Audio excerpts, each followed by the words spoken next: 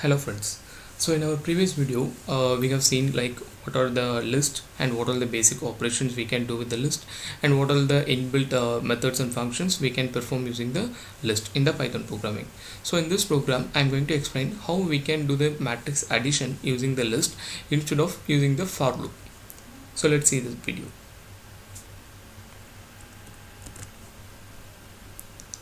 So normally we have done all our programs in the interactive mode. So let's do this matrix addition program in the script mode. So I have already written the program for the matrix addition. So now what we are doing here is we are first declaring a 3x3 matrix. Okay, so let's declare a 3x3 matrix. Okay,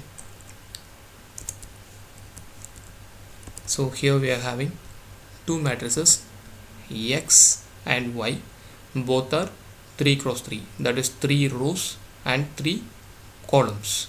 Okay, so both should be in the same dimension to perform this operation.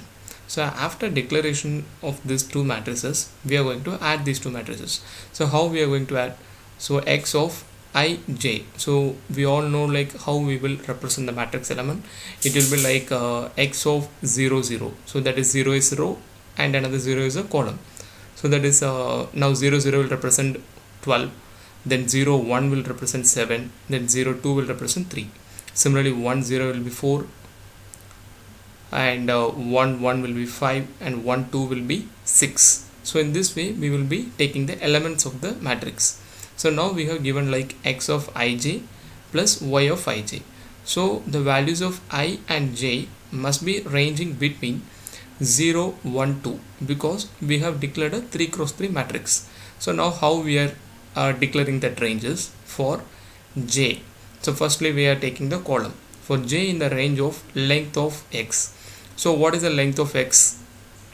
That is 3, because this list is having 3 elements, 1 2 and 3. And then for I, that is for the rows, how many is the range? So length of y, so that is 1 2 again 3. So since we are using the 3x3 matrix, this will be suffice. Then we are storing all these values in the result. So obviously we are having 3 set of values because we are adding 3 elements of 2 list. So we will be having the final result as 3 elements in a list. So all these values will be now stored in the result.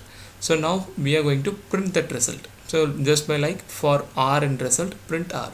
So it will be like referring all the values in that result variable, and then it will be printing the individual one. So now we are saving this program. Then let's run this. So that's it. So now what is happening?